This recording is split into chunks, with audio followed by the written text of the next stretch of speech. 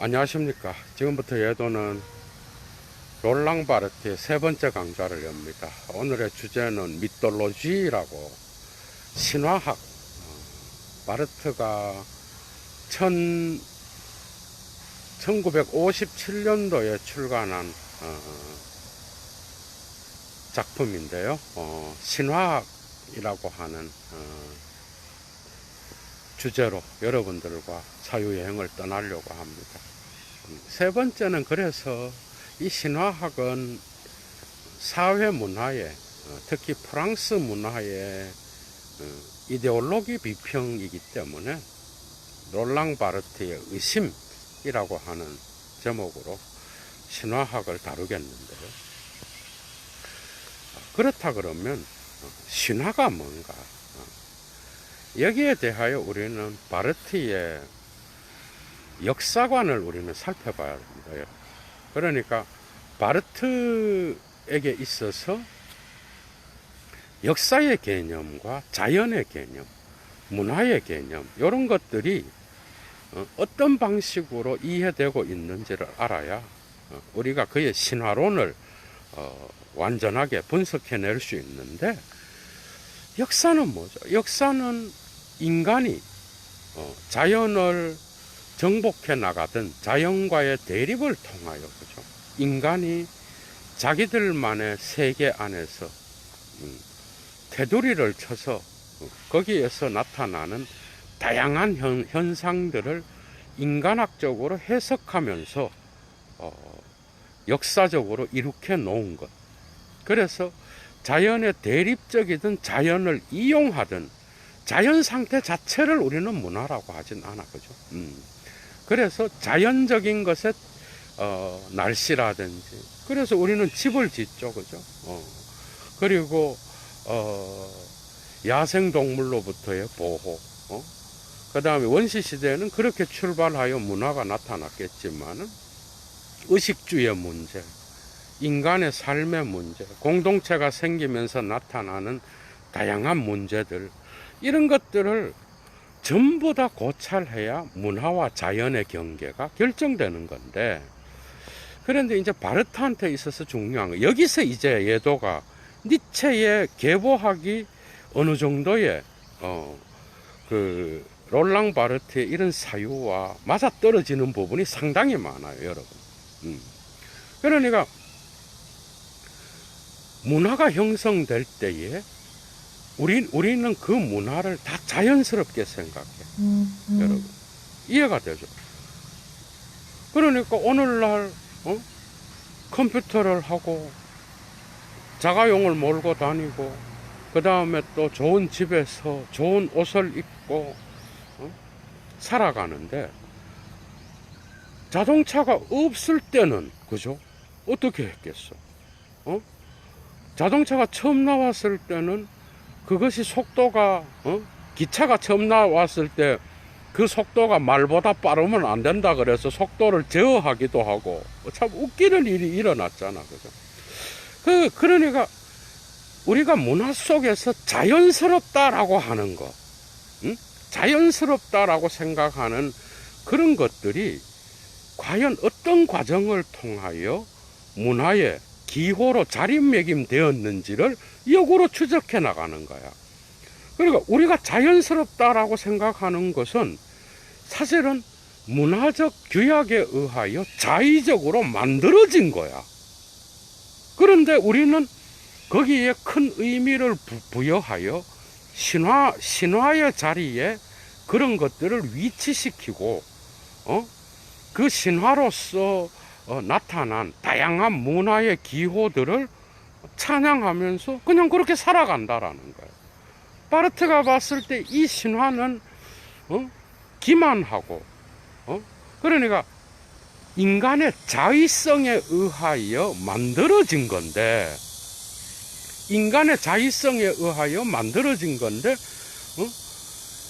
마치 자연적으로 생겨서 인간들에게 의미 부여를 받은 것처럼 그런 오해를 갖고 있다라는 거, 가면을 쓰고 있다라는 거예요.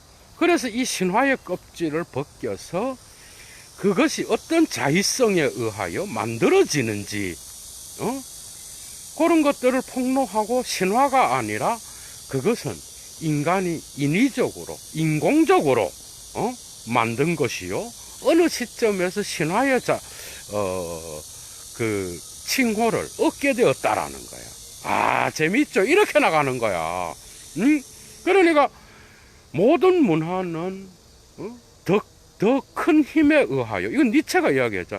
더 작은 힘을 제압하면서 해석한 거야. 이 니체의 견해예요. 도덕의 계보학 제2 논문에 나타나는. 그런데 바르트 역시도 같이 갑니다.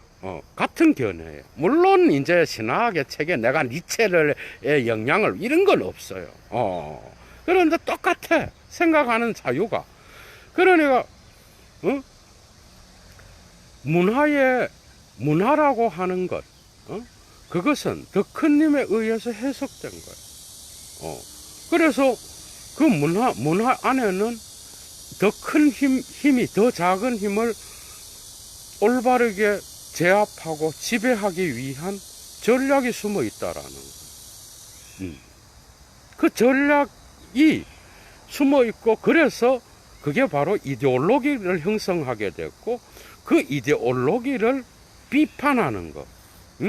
그래서 그 신화의 껍질을 벗기면서 어떤 과정을 겪어서 인간들이 오늘날 자연스럽게 생각하는 그런 것들 속에 어떤 힘이 개입하여서 2차적 의미를 획득하게 되었는지 문화에 이해가 되죠.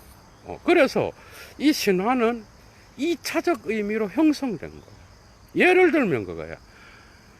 여성이 밍크 코트를 입는 것은 사회적, 문화적으로 어떤 의미를 갖고 있는가? 밍크 코트의 1차적 의미가 뭐예요, 여러분? 밍크 코트의 1차적 의미는 당연히 밍크 코트의 옷이에요. 추운 날 입고 나가면 따뜻하게 사람을 보호해주는. 그런데 그것의 2차적 지시체는 그냥 밍크 코트로 그치는 게 아니야.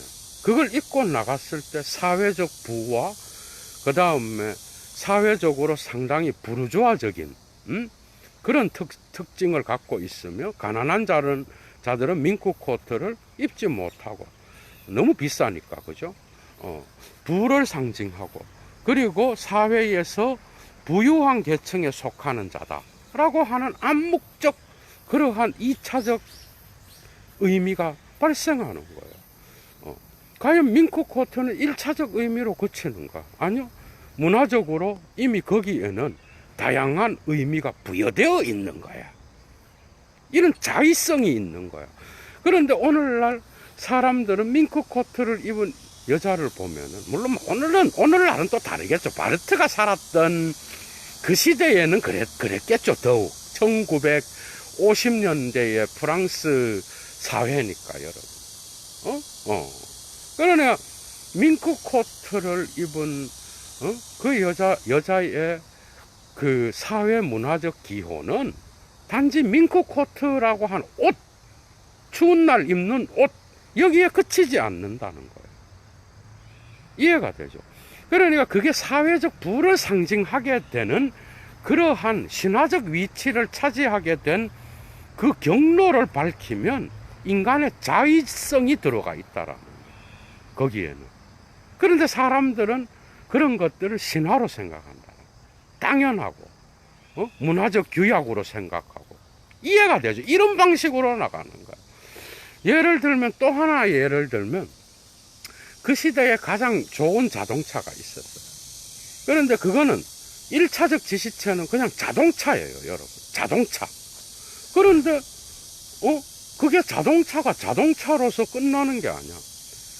가장 비싼 차들은 부자들만 살 수 있고, 그래서 그것은 또한 속도도 빠르고 어디든지 갈 수 있고, 또 처음 차가 나왔을 때에 그러한 경이로움이 있습니다. 그죠? 그런데 그게 사회 문화적으로 정착하게 되면서 그 자동차, 아주 좋은 자동차의 1급 자동차의 문화적 규약은 고딕 시대의 성당과 같은 위치를 차지한다라는 거야. 이게 바르트의 해석입니다. 이해가 되죠? 그러니까 성당과 같은 위치를 차지하고, 그렇기 때문에 그 자동차는 단지 사람들이 타고 다니는 차, 1차적 의미를 넘어서서 사람들이 우러러보고 갖고 싶어 하고 욕망을 산출하고, 그 다음에 거기에서 나타나는 다양한 그런 문화적 후속 기호들이 1급 자동차에 붙게 된다라는 거. 여러분, 오늘날도 자동차 좋아하는 사람들은 하나의 우상과 같은 거예요, 여러분. 그것은 고딕 시대의 성당의 위치, 성당을 바라보며 사람들이 거기에 많은 의미를 부여한 것처럼 오늘날 자동차가 그런 위치를 차지하게 됐다라는 거예요. 그러면 이런 2차적 지시체로서의 자동차의 문화적 의미는 과연 그게 신화적 의미를 획득하고 자연스럽게 이러한 고딕 시대의 성당의 위치를 차지할 정도로 그런 신화적 지위를 부여받게 됐는데, 과연 그게 자연스러운 건가? 어떤 과정을 거쳐서 이런 신화가 만들어졌는가? 그 껍질을 벗기면 거기에는 정치 경제적, 심지어 문화적 인간들의 이데올로기가 숨어 있다. 재밌죠? 이렇게 나가는 거야, 여러분. 그래서 신화는 2차적 지시체의 껍질을 벗겨내는 거야. 롤랑 바르트한테서는. 여러분, 너무 재미있잖아. 아주 독특한 신화 개념을 갖고 있는 거예요, 바르트는. 이제 원론으로 돌아가서 여러분들이 생각을 한번 해보셔요. 그렇다 그러면 이런 것들을 밝히는 게 신화인데, 왜 그러면은 바르트는 문화적 기호의 자의성을 높이 평가하고 자연스럽게 보이는 신화를 가짜 자연으로 간주하는가? 여기에는 소시르로 또 돌아가야 됩니다. 요런 게 이제 그 문화적 규약을 소시르의 언어 철학으로 해석하는 그런 부분들인데, 요런 다양한 문제점들을 예도가 여러분들과 함께 또 완전히 뒤집으면서 고찰해야 되겠죠. 소시르에 의하면, 예도의 강좌를 이미 들은 자들은 알 거예요. 기호는 자의적이에요. 시니피에와 시니피앙의 관계는 언제나 자의적이에요. 결코 기표가 기의를 만들어낼 때 기표가 기의에 무슨 특정한 의미가 있어서 곧바로 기표가 기의를 지시해서 만들어내는 게 아니에요. 기표와 기의의 관계는 자의적이에요. 여기에는 신비한 뜻이 없어요. 여기에는 어떤 종교적인 그러한 절대적 신앙과 같은 그런 의미도 들어가 있지 않아. 이해가 되죠? 여기에는 어떤 것도 들어있지 않아요, 여러분. 여기에는. 그냥 인간들이 자의적으로 그렇게 하자라고 하는 사회적 규약을 통하여 그런 의미가 발생한 거예요. 다른 기표와의 차이에 의해서 기의가 만들어지는 거예요. 이해가 되죠, 여러분? 그러니까 기표와 기의, 예를 들면 이거 나무, 그러면 나무라는 기표가 있어. 소리 이미지가 있어. 그걸 딱 들을 때 사람들은 나무를 봐. 그런데 그 나무라고 말하는 불어의 알보흐, 독일어의 바움, 영어의 트리, 한국말의 나무, 이런 것들은 각각 문화적 규약에 따라 다 달라. 그런데 사람들은 소시르가 나오기 전에는 그 나무라는 그 개념어가, 기표가 나무를 지시할 때에는 1대1로 대응하고 거기에는 나무를 지시하게 된 역사가 있다라는 거예요. 물론. 그런데 거기에는 뭔가 절대적 의미, 신비한 의미 이런 게 있는 게 아니야. 단지 인간들이 문화적 규약으로서 다른 기호와의 차이에 의해서 나무는 나무라는 의미를 만들어내는 거야. 그래서 어느 체계 안에는 차이만 있는 거야. 그래서 기표와 기의의 관계는 절대적 어떤 그 신성한 힘, 그 다음에 절대적인 어떤 특정한 어떤 신비로운 그런 계기를 통하여 나무라는 기표가 나무를 1대1로 지시하는 의미가 아니야. 나무는 뭐죠? 영어에서는 트리가 아닌 비슷한 다른 단어와의 차이, 기표와의 차이에 의해서 트리가 되는 거예요. 이해가 되죠? 일요일은 먼데이가 썬데이는 먼데이, 튜즈데이, 웬즈데이가 아니기 때문에 의미를 만들어내는 거예요. 이해가 되죠? 썬데이라는 그것에 특정한 의미가 부여돼서 썬데이 자체를 곧바로 지시하는 게 아니라는 거예요. 이런 언어의 자의성을 그대로 받아들여서 그의 문화 해석에 적용시키는 게 롤랑 바르트야. 그러니까 여기에서는 레비스토로스가 이런 것들을 구조주의로 갖고 간 것처럼 그 롤랑 바르트 역시도 레비스토로스와 유사하게 그 당시 20세기의 프랑스 문화에서 나타나는 다양한 문화 체계 안에서의 어떤 사회적 규약을 해석하는 방식으로 나갔다라는 거예요. 이게 바로 롤랑 바르트의 어떤 중요한 그러한 그 신화학을 써내려가는 중요한 그러한 철학적, 언어학적 그런 토대예요, 여러분. 그러니까 이 자의성을 이제 문화 속에 적용시키는 거예요. 그게 자의성은 롤랑 바르트한테는 신화가 아니에요. 자의적인 거는 좋은 거야.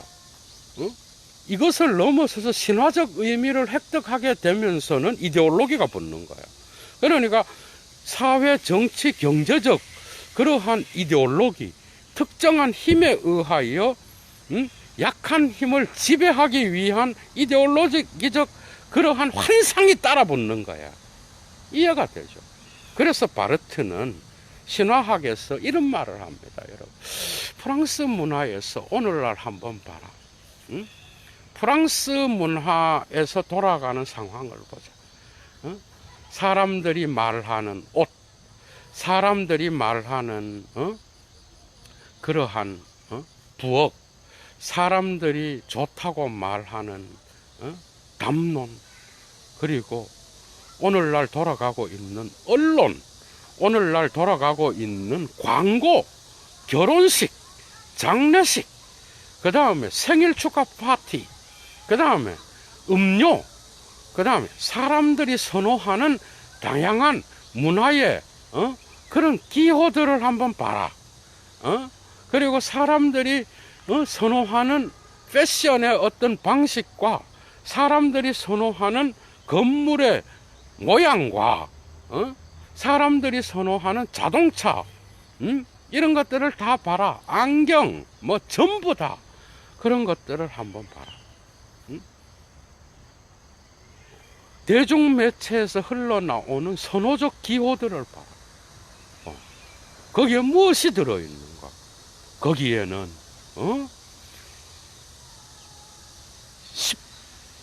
19세기 중반부터 계속해서 진화해온 부르주아들의 환상이 숨어 있다. 부르주아들이 이 세계와 문화 속에 각인시켜 놓은 그러한 폭력적 서열을 한번 보라는, 이해가 되죠, 여러분? 아, 이게 이제 롤랑 바르트인 거야. 너무 쉽죠? 이제 이해가 되는 거야. 그러니까 부르주아 문화가 우리 인간들, 이 세계에 프랑스, 그 당시에 프랑스 문화 속에 집어넣어 놓은 방식대로 보지 않는 자들은, 사물을 해석하지 않는 자는 뭐야? 그는 더 큰 힘에 참여하지 못하는 자인 거예요. 이들이 사물의 신화를 만들어 놓고 그것이 좋은 것이라고 규정했다는 거야. 완전 니체입니다, 여러분. 이해가 되죠? 같은 옷이 있어도 패션에 따라서 어떤 모양이 더 선호되고 그것이 더 좋은 것인 것처럼 해석된다라는 거야. 그러면서 신화가 생겨난다라는 거야.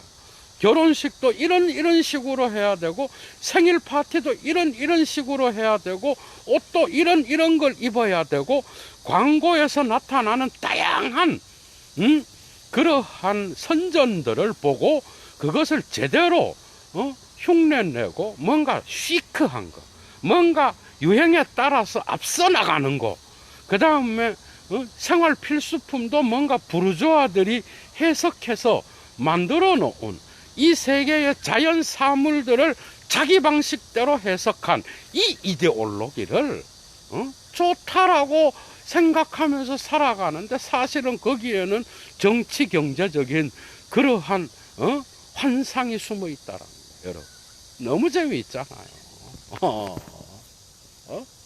여기에는 부르주아들의 자의적 해석이 들어있는 거예요. 이해가 되죠?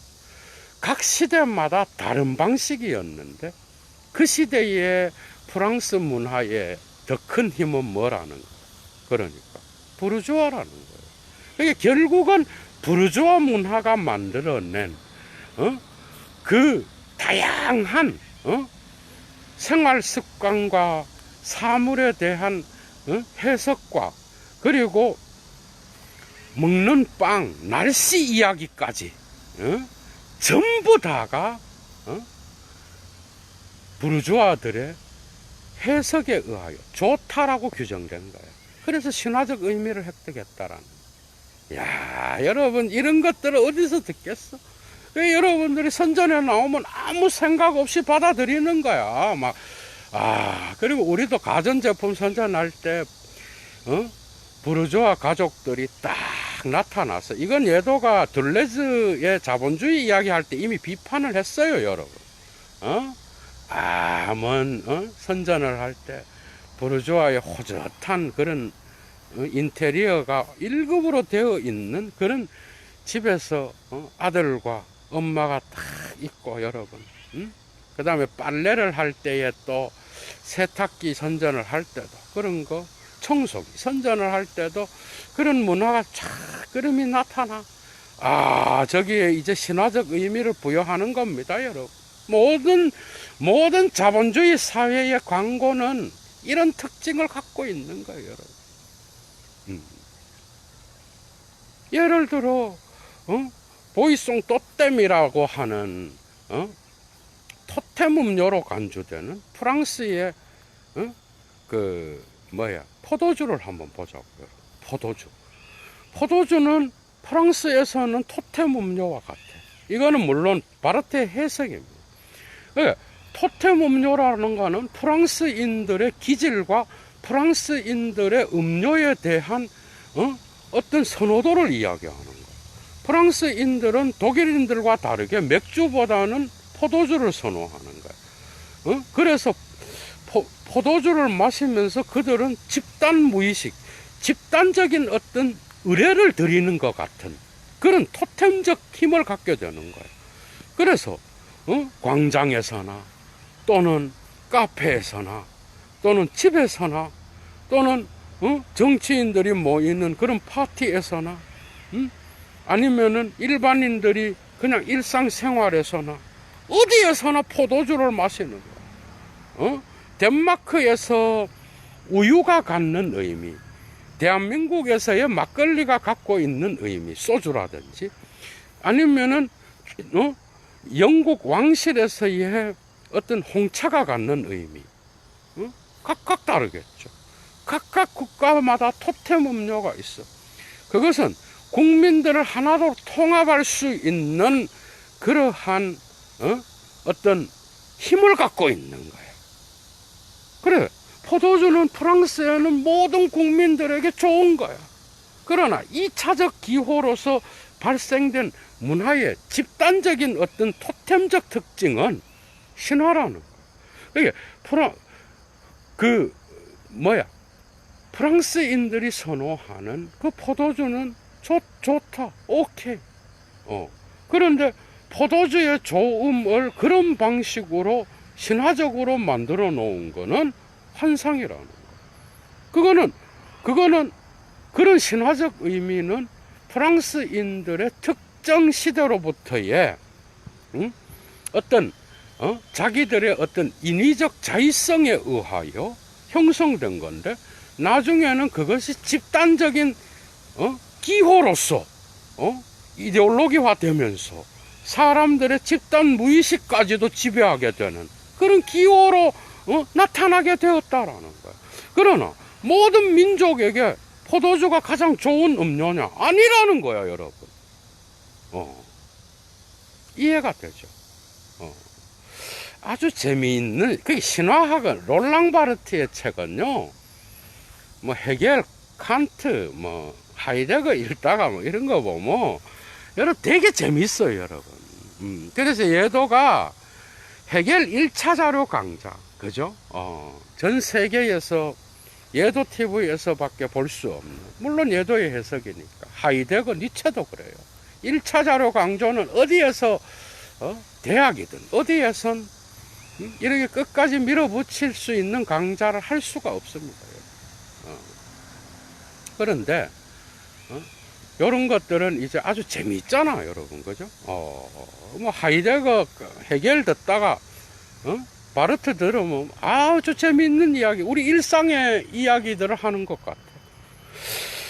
거기에서 또 재미있는 주제가 레슬링과, 여러분, 레슬링과 권투를 비교합니다. 여기에서 바르트가 자의성을 얼마나 소중하게 여기는지가 또 나타나요. 여러분 봐봐. 권투는 뭐야? 권투는 거기에는 반칙이 있고 정식 시합인 거예요. 스포츠예요, 권투는. 그래서 반칙을 하면은 바로 패배하게 되는 거예요. 벌점을 받든지. 그런데 뭐야? 프로레슬링은 뭐야? 여러분, 우리나라에 있었잖아. 예도가 옛날에 어렸을 때 김일이라는 포도수 선수가 있었어요. 정말 아이들에게 영웅이었어, 그분은. 그런 것처럼 프로레슬링은 쇼예요, 여러분. 이해가 돼? 권투는 쇼가 아니야. 그거는 만약에 쇼를 했다가 발각되면 그건 감옥 가야 돼요, 여러분. 그런데 프로레슬링은 관중들로 하여금 어떤 악인에 대한 벌을 줄 수 있는 정의감을 불러일으키는 거야. 그래서 그건 쇼예요. 만들어진 거야. 고통을 받는 것도 막 팔짝팔짝 뛰는 거, 그 다음에 제스처, 모든 것들이 만들어진 거야. 심지어 승패조차도 조작될 때가 있어. 그런데 사람들은 그걸 알아. 그런데 그걸 보면서도 즐거워해. 그러니까 권투는, 레슬링은 스포츠 라기보다는 뭐야? 프로레슬링 이야기 하는 거예요, 여러분. 스포츠라기보다는 하나의 문화 속에, 대중문화 속에 깊이 들어가 있는 거예요. 근데 권투는 뭔가 스포츠면서도 이 대중들이 다 좋아하지는 않아.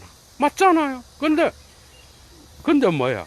프로레슬링은 주로 아이들도 자주 가. 서커스 구경하듯이 가서 그걸 보면서 그것이 쇼라는 거를 알고 있어.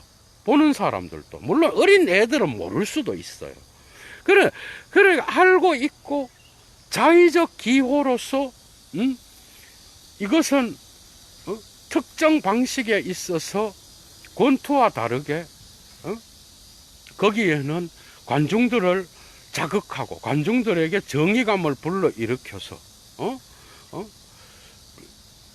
환호하게 만드는 그런 조작이 있다라는 거예요. 그래서 프로레슬링에는 악인이 나오고, 선수들 2명 중에 1명은 악인을 물리치는 슈퍼맨과 같은, 배트맨과 같은 그런 역할을 하는 자가 있는 거야, 따로.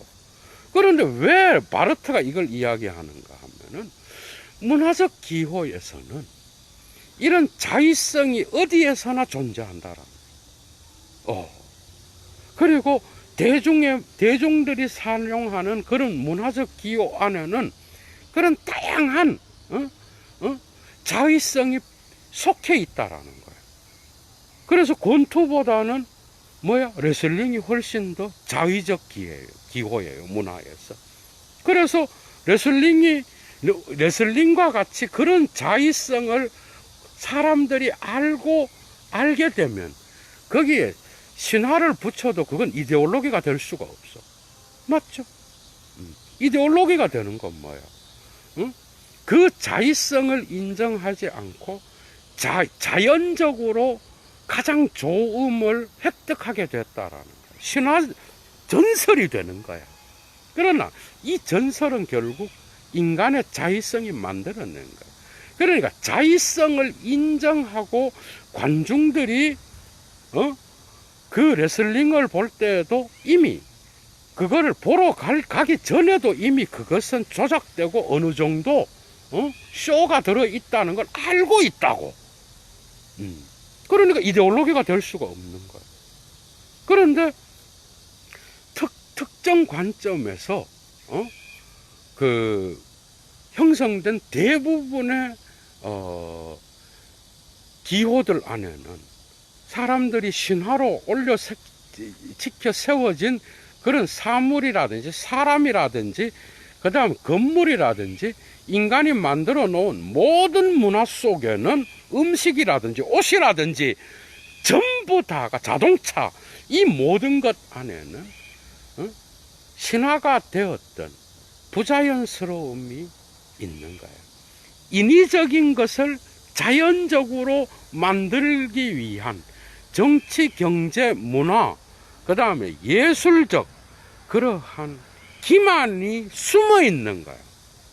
모든 것 안에는. 또 재미있는 이야기를 하나 드리면, 어느 잡지에, 프랑스 잡지에 이런 게 나왔어요. 흑인이, 그죠? 흑인이 프랑스 국기에 경례를 하는 흑인 군인이 경례를 하면서 뭔가 입을 딱 다물고 거수 경례를 하는 게 프랑스 잡지의 표지 모델로 나온 거예요. 그걸 보고 이제 바르트가 또 까는 거예요. 이것은 사람들이 볼 때 프랑스의 식민 정책을 옹호하는 그러한 신화가 숨어 있다라는 거예요. 뭔 말인가 하면 흑인들조차도 아프리카에서 용병으로서 프랑스 식민 정책이 사들인 그러한 흑인들조차도 프랑스 국가에 충성하고 프랑스 국가에 경례를 하는 것을 보니까 이것은 아주 독특한 방식의 어떤 사진이다. 그래 일반 사람들은 프랑스가 이래 대단한 나라구나 이렇게 생각한다라는 거야. 그냥 1차 기호로는 군인이네. 그런데 거기에는 정치적 의미가 들어있다. 프랑스 식민 정책을 이데올로기적으로 옹호하는, 자기도 모르게 이 식민 정책에서 지배받는 이러한 자들도 프랑스 국가로 올라와서 정식 군인이 되는구나.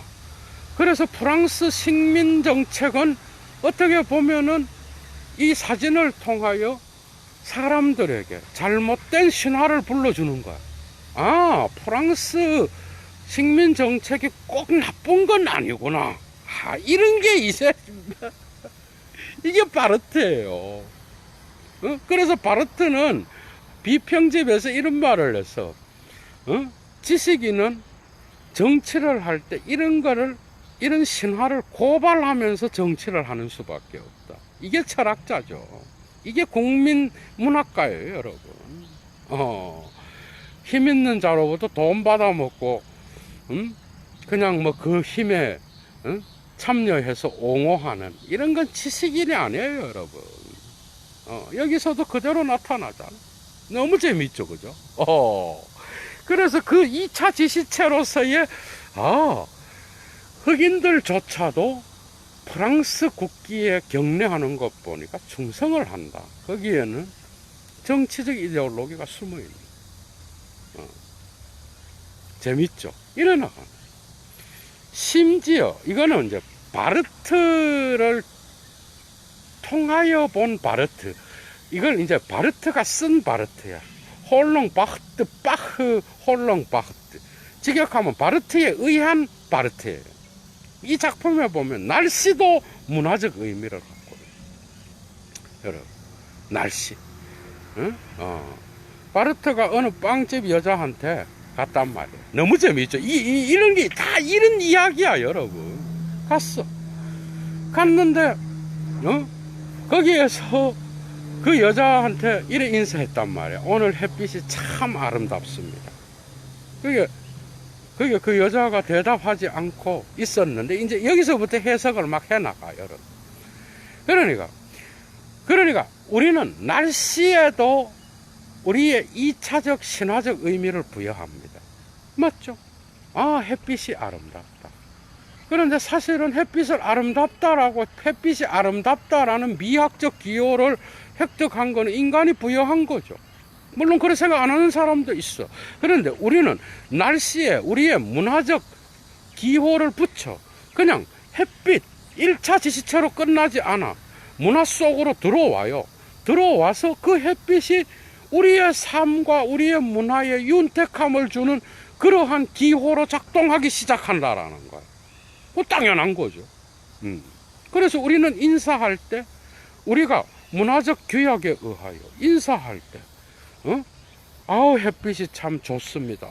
오늘 그래서 선생님도 좋은 하루가 되기를 바랍니다. 이런 생각한다라는 거예요. 여러분, 이해가 되죠?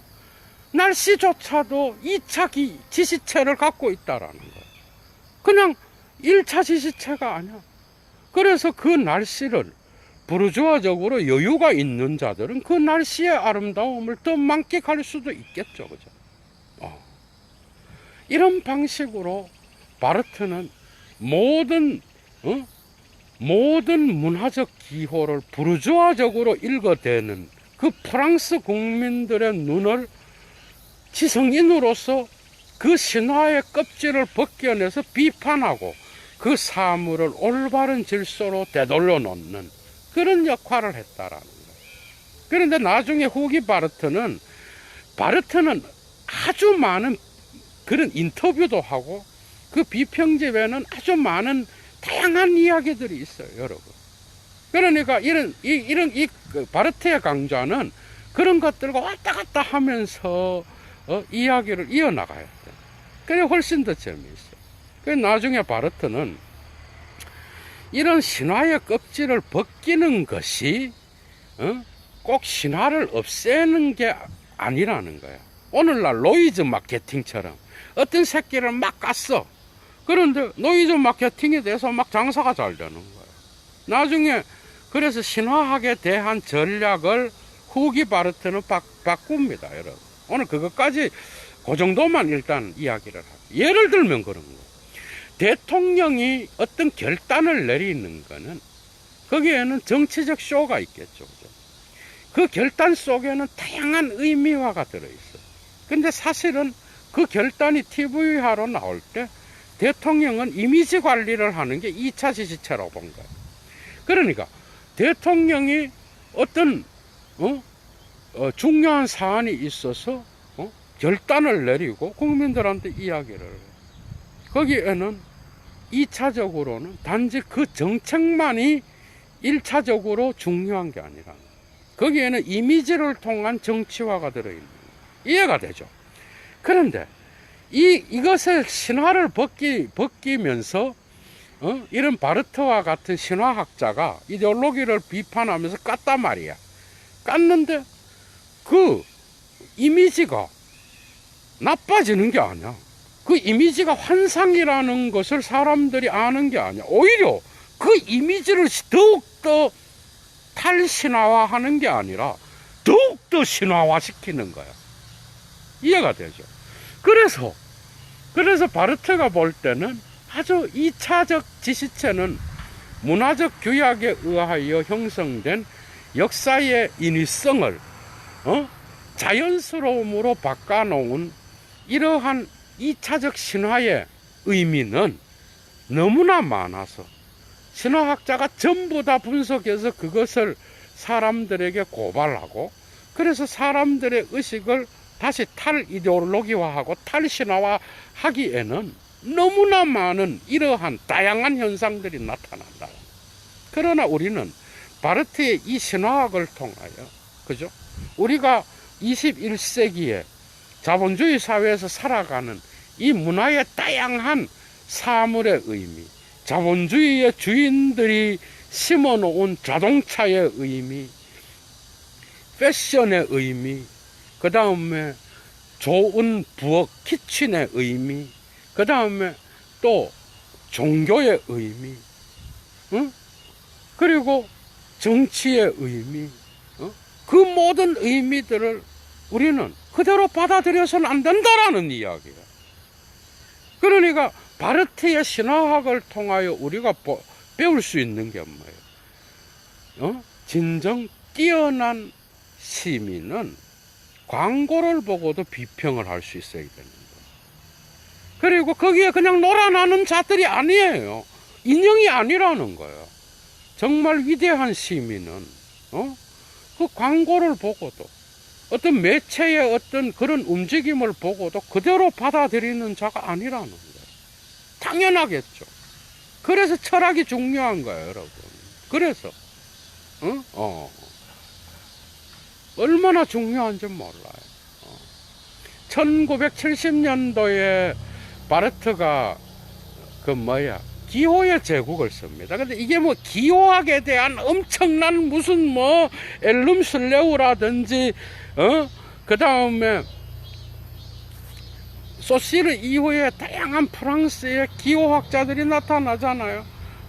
그런 것들을 막 이렇게 모아놓은 그런 엄청난 기호학에 대한 이론서가 아니야.